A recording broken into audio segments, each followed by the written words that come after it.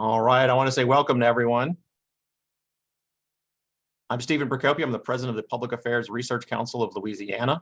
We are a 70-year-old nonpartisan watchdog and research group. As part of our monthly webinar series this month, we're looking at broadband, which many of you are probably on right now as you're watching. At least I hope you are, not on dial-up. A recent LSU poll indicated that 20% of the state's adults do not have a broadband connection at home. Almost 2/3 of those said the cost is the biggest hurdle. We have Veneeth Iyengar, who is the executive director of Louisiana's Office of Broadband Development Connectivity for Governor John Bel Edwards. We'll also have Senator Mizell joining us in a little bit. She is the second ranking member of the Senate who represents a rural district with broadband needs, and she is a strong advocate for broadband. If you talk to her, you're definitely going to hear her opinions on broadband. I want to thank everyone for their time. Just a little bit of overview of what we're going to do. I'm going to ask a question or two to start off, and then we're going to turn it over to Melinda. She has a few other questions, and then we're going to open up for y'all. Melinda's going to kind of look through the questions as y'all put them in the chat or the question and answer. I will say generally we run out of time. So the sooner you can get your questions in the Q&A box, the more likely we'll be able to cover it. So with that, why don't we get started?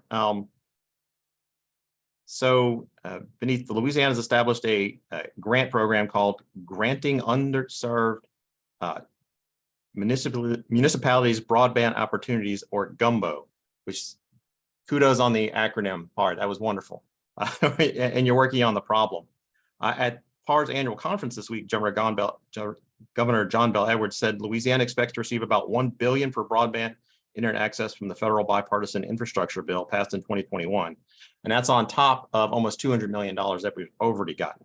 Can you talk about how the GUMBO program works and how all the money available will be used? Well, thank you, Stephen, Melinda, and Kaylee for organizing this today, and really thrilled to have a partnership with you guys in terms of addressing some of the most evident and pressing policy issues that are sort of vexing Louisiana now and in the future. And so I'm glad that broadband is becoming an increasing part of your coverage as we start to talk about all these federal funds that are coming down to Louisiana. So, let me again, just for your viewers who may have heard this story before, but let me just sort of walk you through our broadband story and then how and what we're doing as of today. So really, the broadband story happened in earnest late 2019. The governor created a commission called the Bell Commission, appropriately named Commission, which is Broadband for Everyone Louisiana Commission, really with the purpose of eliminating the digital divide in Louisiana by 2029, and that's full stop. And then, of course, that was right before the pandemic hit. The pandemic starts in March, and Representative Desitel from Avoyelles, State Rep Desitel from Avoyelles, and of course, State Senator Beth Mizell recognized that there needed to be, in coordination with the governor, a purposeful, intentional effort to coordinate all this federal money and in coordination with the state and local folks on addressing and using that money appropriately and making sure the money gets spent to where it needs to go, to helping to eliminate the digital divide. So they all came together and created our office. So functionally speaking, for your viewers and listeners, our office sits within the Division of Administration, and we are in the commissioner's office. So I report to Commissioner Jay Darden. And our office has 3 people. So we like to talk about lean government. We are as lean as you can get. 3 people, that's going to solve this massive problem and we're making significant headway. And so one of the first policy decisions that we made was back in 21, when I was first asked to lead this office, was we were going to get $176 million from the American Rescue Plan, specifically for broadband. What's the best use of that money? And one of the suggestions we had, and we worked with Senator Beth Mizell and Rep Desitel and all the legislators and all the community members throughout the state, including the internet service providers, was let's use that as a down payment to help solve the issues around infrastructure in unserved areas. And that's what created the GUMBO program. I looked at some best practices from North Carolina and Virginia. They both had grant programs addressing broadband issues, long before all these federal funds were coming into play. So that was a significant first step, which was to use the money that we were going to receive from the American Rescue Plan and to plow all that money into addressing the broadband issue. So where are we today with that specific pot of money? 176 million we received from the American Rescue Plan. We've committed 140 out of that 176 million. We ran a grant program, a competitive grant program late in Q4 of 21. It was substantially oversubscribed, which shows the interest among the internet service providers and co-ops. We've committed 140 million. What that means is this: November of last year, we signed nearly 77 grant agreements that is to build out an impact over 70,000 locations between November of last year and in Q2, Q3, mostly Q2, Q3 of next year. So between that time period, you're going to see a significant amount of construction occurring, a significant number of households and small businesses in Louisiana that's going to receive, for the first time ever, high-speed, affordable, reliable internet. And what you're going to see is a substantial progress being made by the ISPs and by the co-ops to continue to build to those locations between now and next year. And so specifically, we've had projects in St. Mary Parish, in Caldwell Parish. Yesterday, we had an announcement in East Carroll where that project that we've committed some dollars is going to start construction within the next couple of months. We have construction underway in Livingston Parish. And so you're beginning to see a ton of construction occurring all around the state. Right. So that's what we've committed so far with the Gumbo program. Right. Fantastic. Look, I want to make sure I recognize Senator Mizell. Senator Mizell, you with us? I am with you. I'm so sorry. No, we're good. We're good. I was having a therapy session on my lawnmower and totally missed the alert to get on the call. So I'm sorry, but that explains why we're not doing a video today. No, you're doing good to keep Louisiana beautiful. I appreciate it. Oh, yeah. Oh, yes, that's right. And I so appreciate the opportunity. And I can bring you if I can just jump right in, if that's okay. No, absolutely. Driving in from the Capitol last night, I go right to a local meeting, walk into a restaurant. Before I can get to the meeting room, I'm stopped by people, I have no idea who they are, who said, "Are you the lady trying to get us Wi-Fi?" And yes. and actually her response was, and Veneeth, you'll appreciate this as we talk about timelines, is I hope I can live to see it. So I think that and the money, I so appreciate Veneeth, and he's incredibly willing to share his time and knowledge and with my local level and my constituents, and he's done it several times, and that's so helps the conversation. But I think the urgency now is when, and over and over again, we've talked about this. He just came to a town hall in my district that was packed with people who are so anxious and so unsure when they're going to see it. So I think that's where we are right now. And I know Veneeth can only do so much. He's the pipeline with the information, but he's not the one doing the digging on the line. No. So that's where I am. And no, that's a great perspective. I think some of us that maybe live in some of the more urban areas of the state don't necessarily appreciate some of the issues that the rural areas have. Because of course you have access to high-speed internet. So it's really great to have you on and help give us that perspective. Anything else, particularly in terms of I don't even think we think twice about doing a webinar, reaching our doctors. Is there anything else from the perspective of people that don't have it about how important it is? Well, until you don't have it, you don't realize how important it is. I'll have people at the Capitol talking about a movie, and I said, I'd love to see that. And they said, well, it's on Netflix. And I'm like, well, I can't stream it. And they're like, what? You can't stream it? There's no connection between the impact on day-to-day life with the lack of broadband. They don't understand. We can't do telehealth. The kids can't study from home. People can't do applications. I'll be in committee, and a state agency will say, oh, you can go online and fill out that form. Well, no, you can't. That's really hard to do on your telephone. So I think there is a huge gap with the people in the bubble of high speed that really don't understand that not only is it affecting the individual's quality of life, it's affecting economic growth at a huge level. People are not going to move where they cannot connect. And, you know, I have realtors all the time who can't sell property and lose contracts because they can't assure the buyer there's going to be a connection. So, I mean, Veneeth and I have talked about that. He well knows, he heard firsthand the concerns of people at the town hall. And I never realized it, honestly, when I ran last time. You know, I'm talking about taxes and the budget and education. And, you know, it was like a yeah response. But when I mentioned broadband, the room lit up. It literally, because everybody feels it. Everybody feels it. So. And that's, Senator,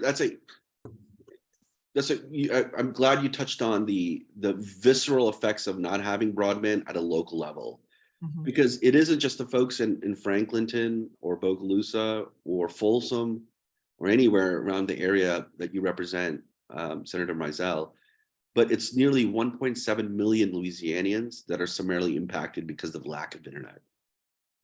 And so you mentioned earlier, Stephen, about affordability, right? The LSU study, the Riley Center, right? So yeah, I mean, it's true. In Louisiana, 79% of the people are served. Just because you're served doesn't mean that you can afford it.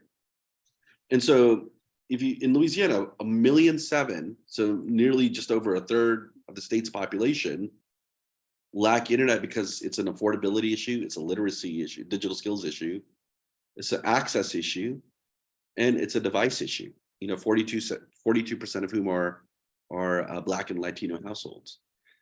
So it's really a 64 parish problem. It's one of those, it's such a unique problem that it's not like, oh, you build a bridge and happily ever after. It's a 64 parish problem. And the challenges in Senator Mizell's parish, Washington Parish, is going to be functionally different than East and West Feliciana, Tangipahoa, and so on and so forth.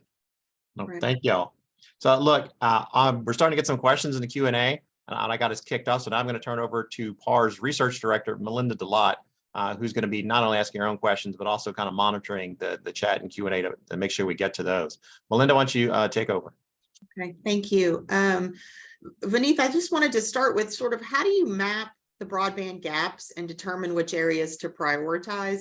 And then in terms of the construction and installation of all of these sites, how are the projects being sourced? Are they Louisiana-based businesses? Is it a competitive grant process? Can you talk through a little bit of that? So the most important thing to ensure that we direct the money to where it needs to go is going to be based on maps that are created by the Federal Communications Commission. So the Federal Communications Commission has put together, through the Broadband Data Act, an address level map that was launched to the public in November of last year. And it's the first, and the way I characterize these maps is it's an imperfect good start. It is far better than the maps that were produced by the Federal Communications Commissions before, when the maps of coverage and availability were based largely, if not all, on census block groups. So if a provider says that census block group has internet, even though we know that individual houses in that census block group did not have internet, the FCC before would say, no, that entire census block group and everyone in that census block group has it. And so that's substantially changed. And now the maps that the FCC are putting together are based on an address level, so individual addresses. And so the first thing is to continue to work with the FCC, which we've done.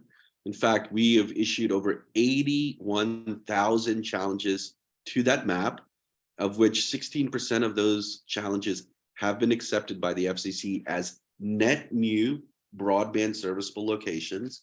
A significant majority were confirmed. Let me just stop you there. The challenges to the map are an indication that they say an area is served that you disagree with. Right. It's really it's a two-step, it's a twofer, right? The first is the FCC put together something called a fabric map. And that fabric says, all right, states, here's all of the locations in Louisiana, here, physical locations like a house, address, whatever, that can accommodate broadband. So the first step was to ensure that the FCC had all of the broadband serviceable locations listed. And they were missing significant locations. The reason that the FCC chairwoman stressed the importance of challenging this broadband serviceable location map with our office is because the number of broadband serviceable locations in Louisiana will dictate what our allocation is from the federal government on what that infrastructure bill dollar amount is. So the governor mentioned $1 billion up. That number, $1 billion, if not up, is going to be based on the number of broadband serviceable locations. So that was something that we had focused and stressed on, and on behalf of all the 64 parishes, submitted data. The second challenge is going to be now focused, and what we're going to start to focus on, Melinda, is on service availability. And so what that means is, okay, we'll have a map of Louisiana, we'll have all the service locations in Louisiana. The next step is to then ask local governments and nonprofits and the internet service providers to look at the map and challenge service availability.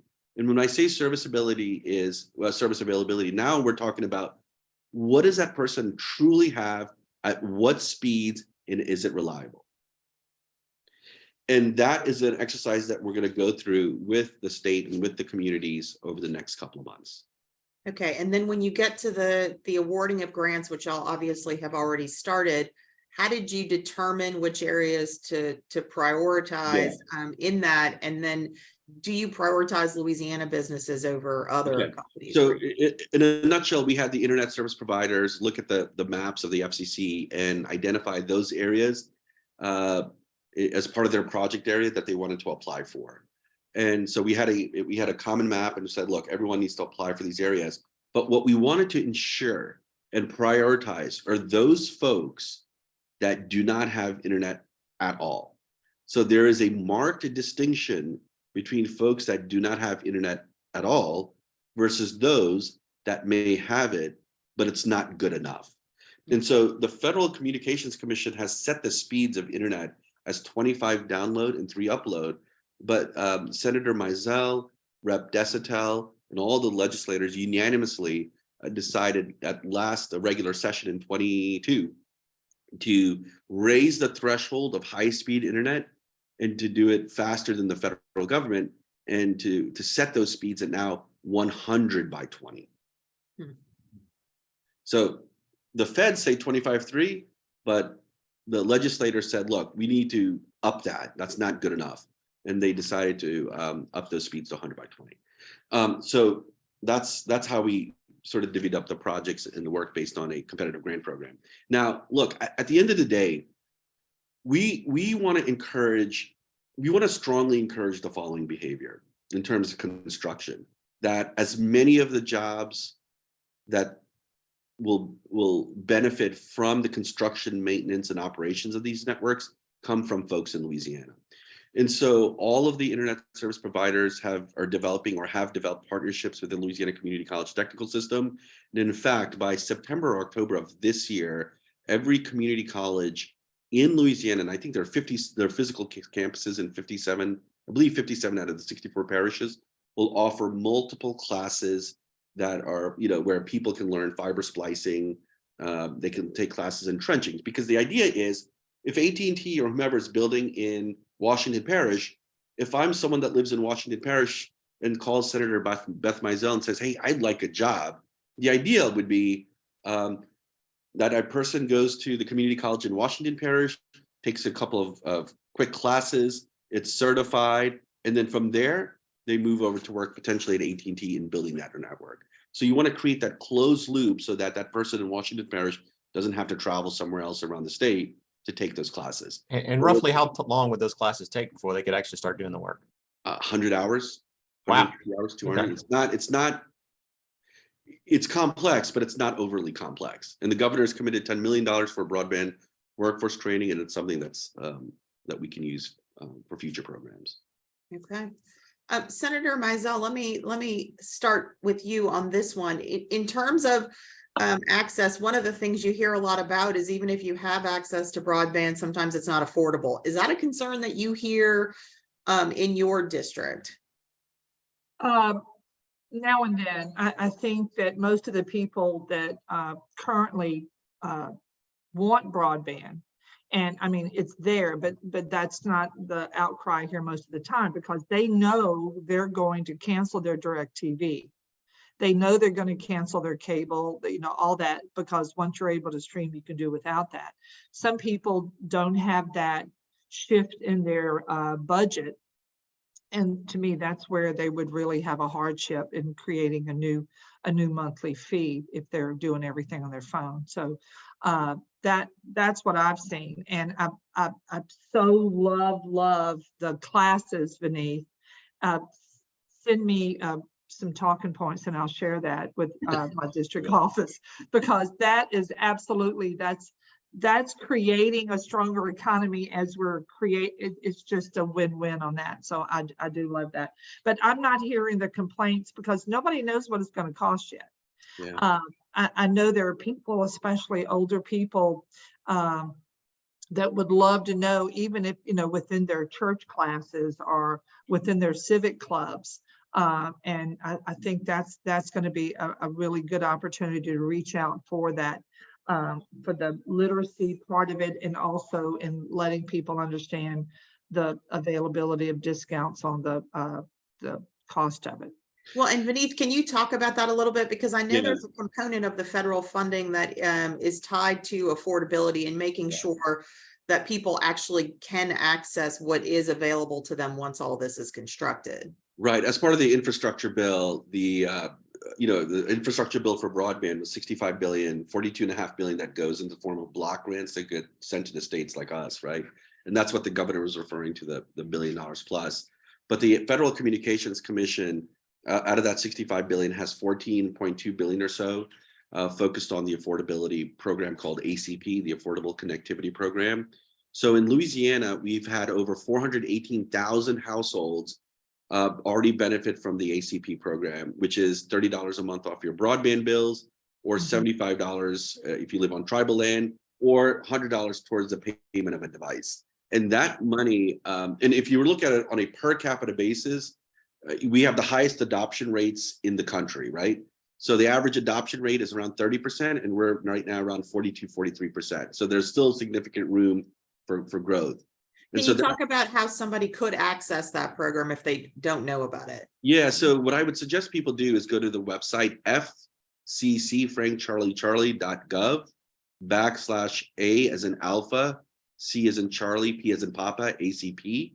Now, there is certain eligibility criteria that someone has to meet, right? If one member of that household's on Medicaid, if one member of that household, it doesn't have to be every member has to have all of these eligibility criteria, but if only one member of that household is on Medicaid, has some sort of government assistance, WIC, SNAP, if someone has free and reduced lunch, if they have a child, if they're a veteran, if they're 200% below the poverty line, even if you're not below the poverty line, but you're a veteran, or if you have a kid that's on a federal Pell Grant, then they can qualify for that $30 a month off their broadband bills.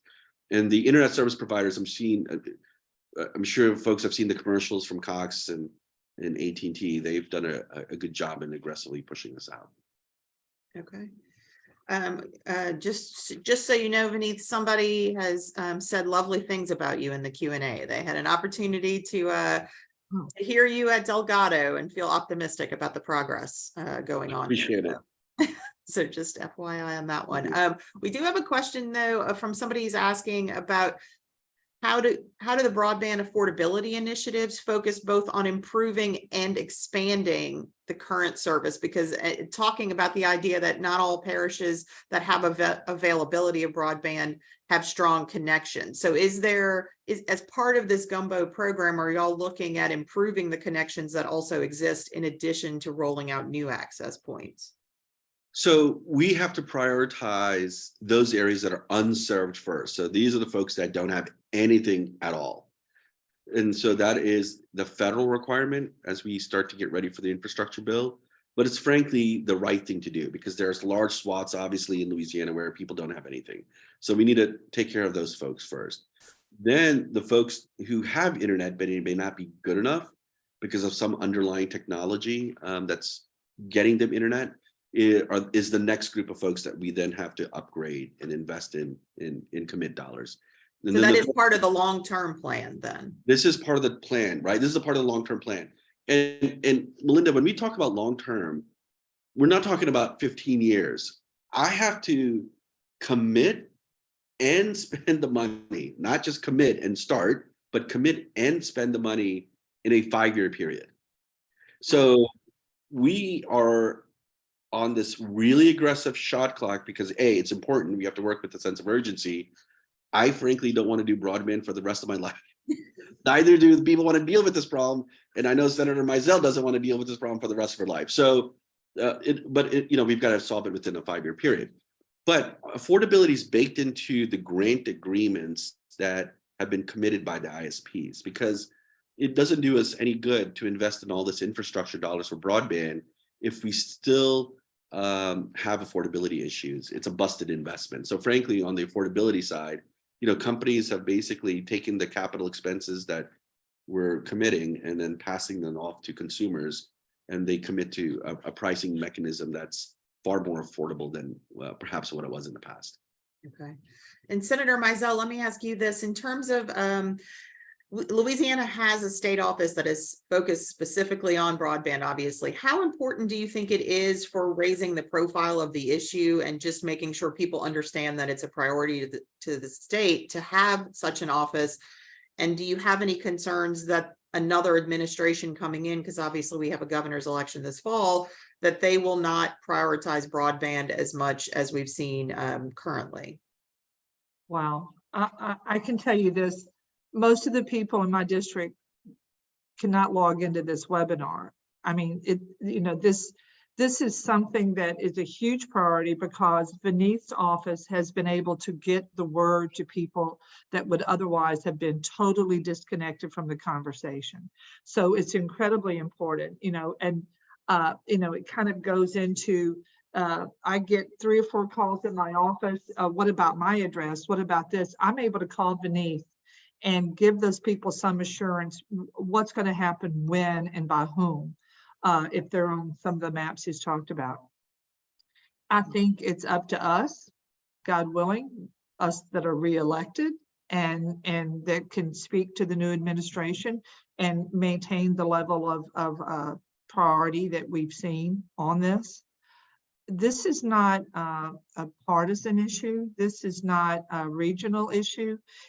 This is part of the package of how we grow this state. We say over and over that we want to keep our kids in Louisiana. This is just at a primary level, putting a value on the quality of life to keep people in the state. So I don't see it as an issue with the next administration, whoever it may be.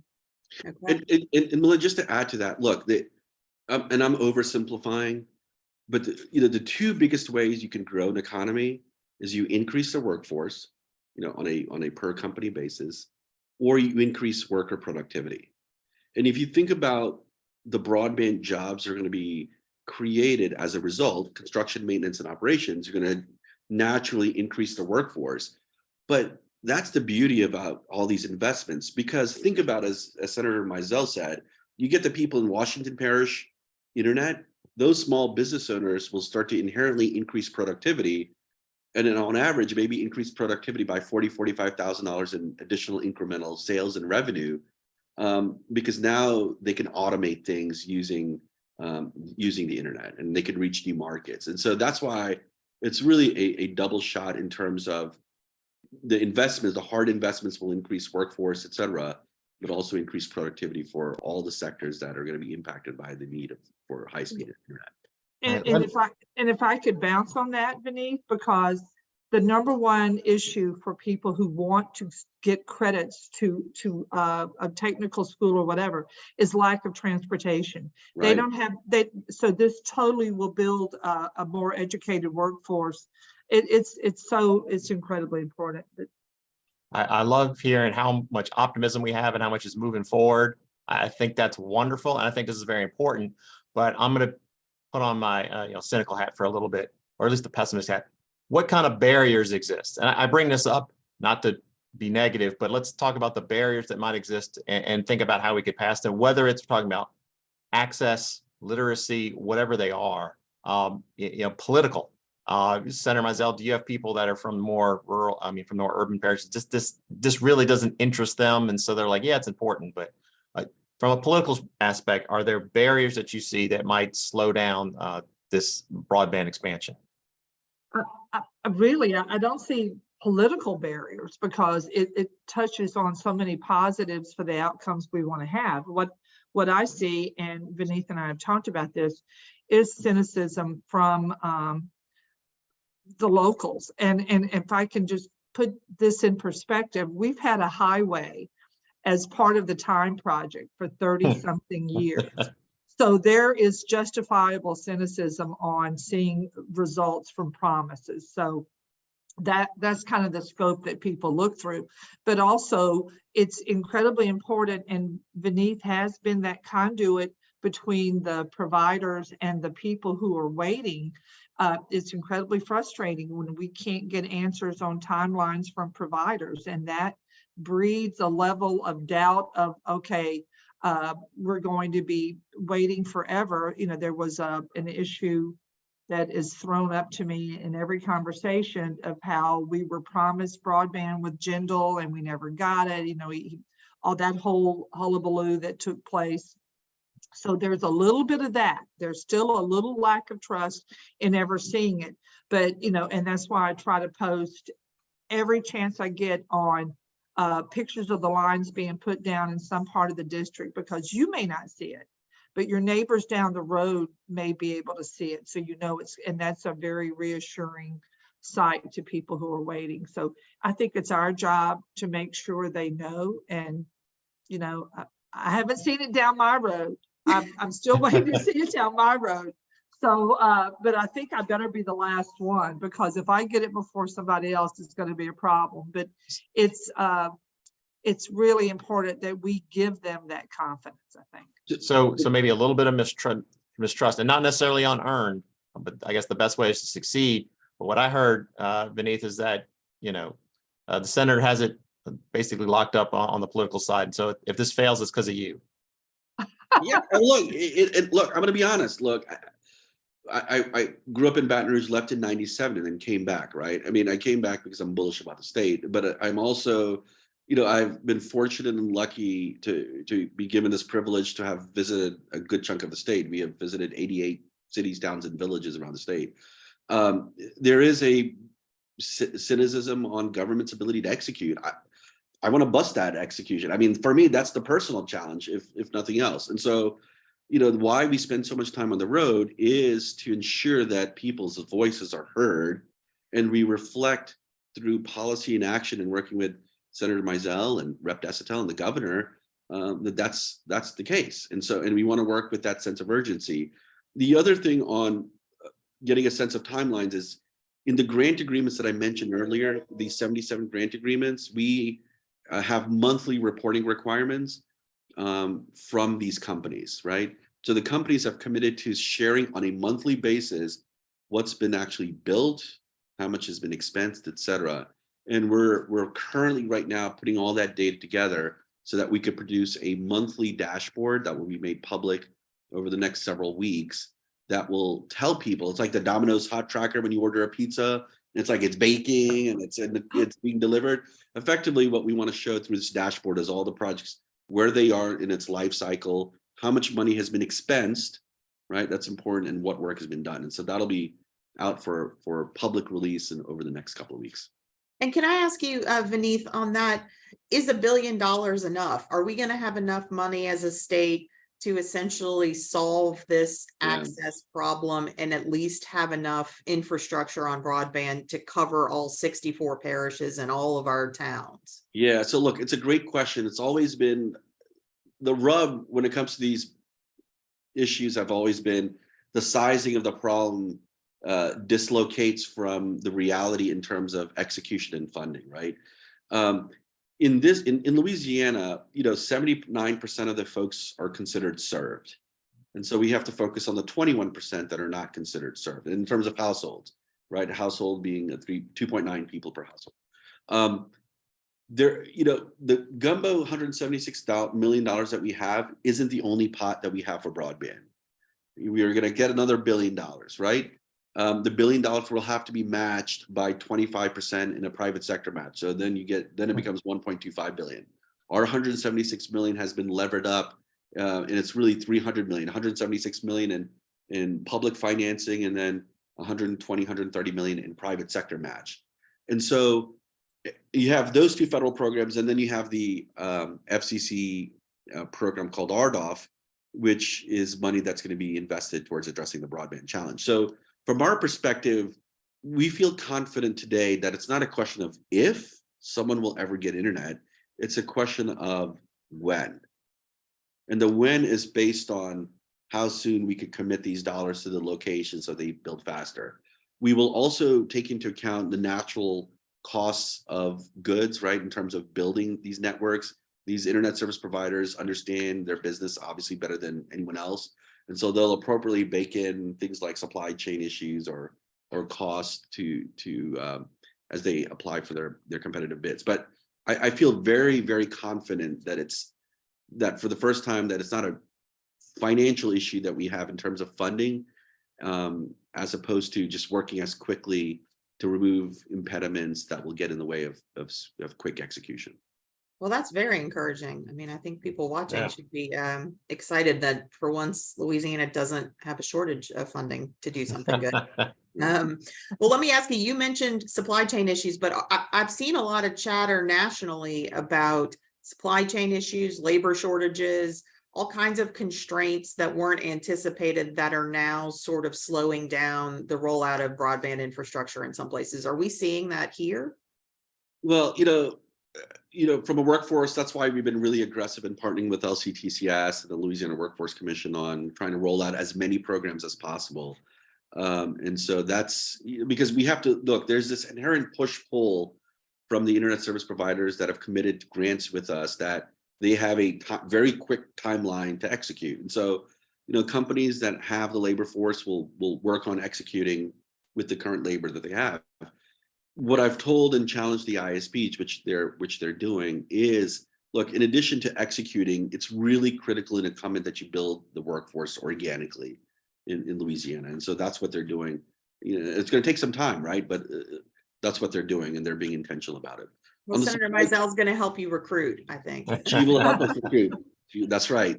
On the supply chain, that's inherently going to be challenges that I think ISPs are going to go through. I think the larger ISPs, I think like AT&T has a strong partnership with Corning in fact, they're to source fiber. And so you talk to the folks at Corning, and fiber is not the issue. There may be some other issues down the road with Buy America provisions, but we'll weigh those challenges on an individual basis, talk to the ISPs.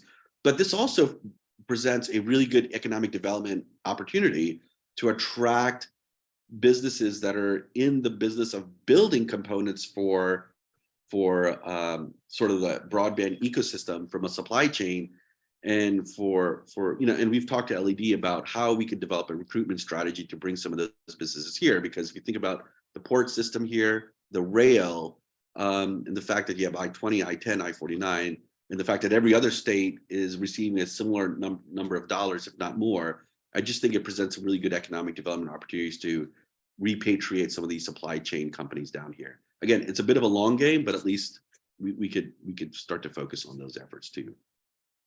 Well, let me ask you, when Stephen was talking about barriers, how much of a problem is digital literacy for us in Louisiana? Yeah. I don't know if Veneeth, Senator Mizell, whoever wants to take that question, but I do feel like that is a theme that comes up a lot, is digital literacy or the lack thereof. Look, I'll be brief, and then I'll have Senator Mizell weigh in.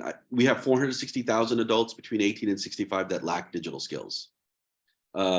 It's in EBR, East Baton Rouge Parish, the two biggest challenges to the digital divide are going to be largely the 40,000 or so that lack skills, and the 20,000 or so that lack that has an affordability challenge, right? So urban areas, naturally so, will have issues around skilling and affordability.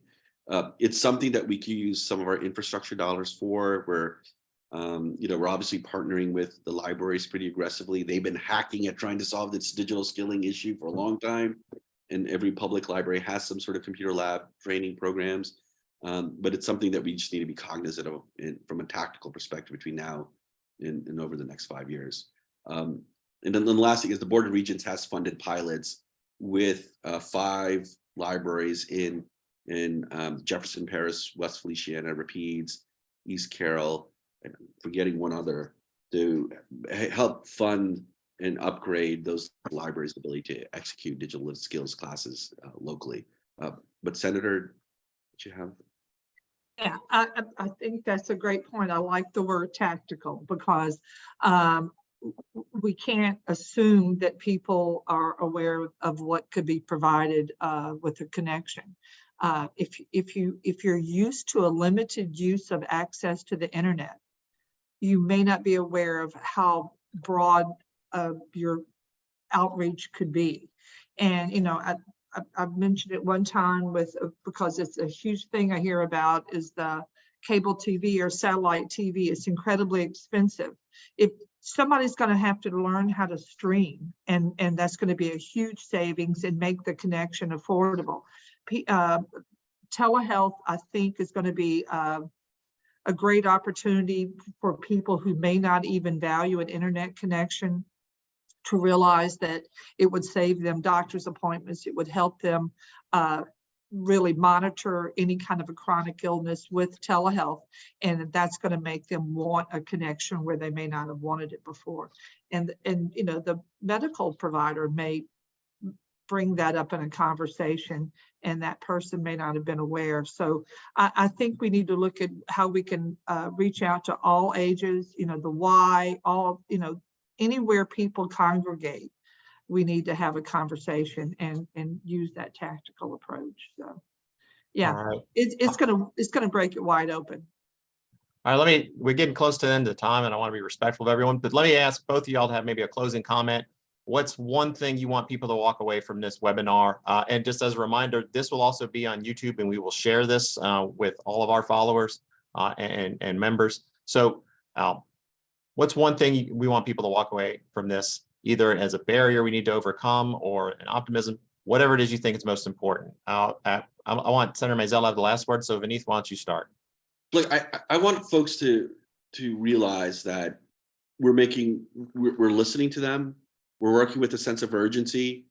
We know largely where the issues are, and we're going to work as fast as we can to get this problem solved, right? And so they've got, our word. We will meet anyone where they are. If anyone has a problem, they know how to get a hold of us.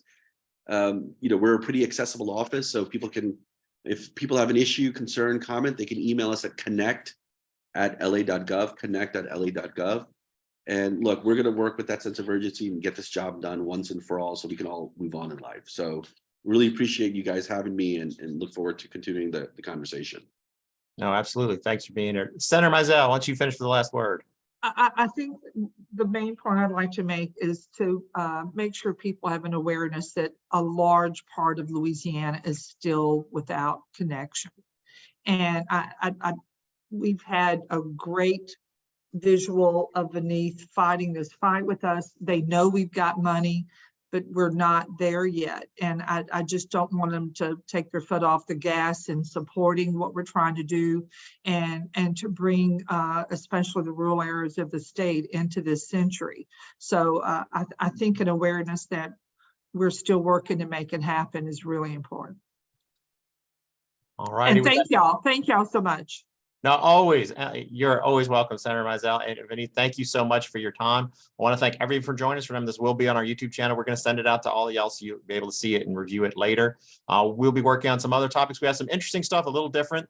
I don't want to announce it yet, but we're working on some things for our next webinar that I think will be interesting for a lot of people. Thank y'all so much. Y'all have a great evening and a great weekend. Thanks again. Thank you. Thank y'all.